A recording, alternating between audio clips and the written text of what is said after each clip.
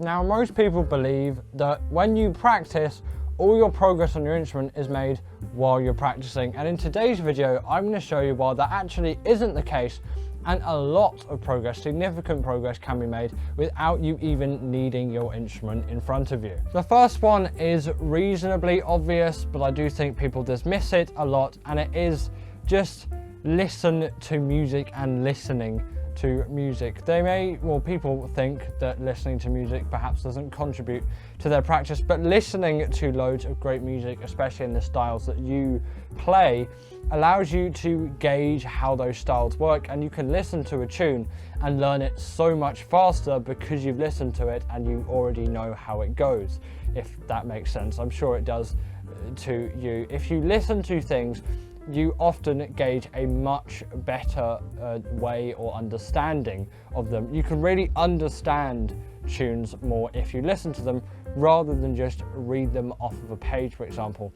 And while you may listen in your practice sessions, listening outside of your practice sessions is a great way to group all that information together and then take it into your next practice session. But you're not actually practicing, although you're mentally practicing, which is how I like to think of these topics. As when you're mentally practicing, you're going through and you're practicing what you sort of would be doing on a bass, maybe not perhaps precise techniques, but we'll get on to something for that later, and just practicing concepts and listening to new tunes and sort of developing that rhythmic information before perhaps you've even got to the bass and started doing all of that.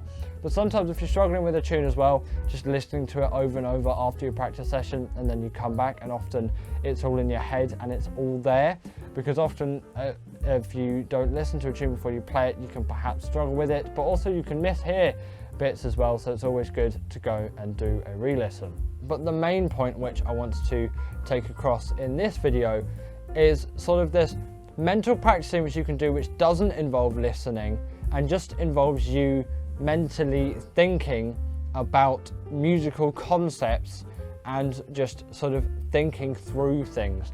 Now, often if you're going to sleep or you're just sitting somewhere and you're bored, this is often a great time to think, what have I been practicing recently? And just go through, oh yeah, this is the fingerings for all of that in your head. And you can often get behind a lot of tunes really quick and really easily with this method and learn some things and improve on things via your thinking, because after all, it does all come from your brain.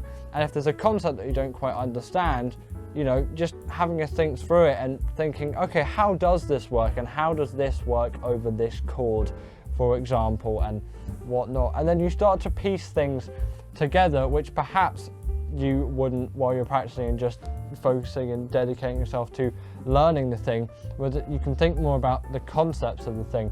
But you could even sort of learn techniques by using this method as well, which sounds a bit crazy, but it has worked for me. If I'm like learning a tune perhaps, then I sort of work it out in my head already before even going to the bass. But if I see a technique that I like, and then I can just think of that and think, how does that work? And then before I even get to my bass, I can understand how that technique works on bass pretty thoroughly, especially if I've done some research and looked it up. But you don't necessarily even need that all the time, and you can work things out which perhaps you wouldn't work out as naturally just by playing the instrument.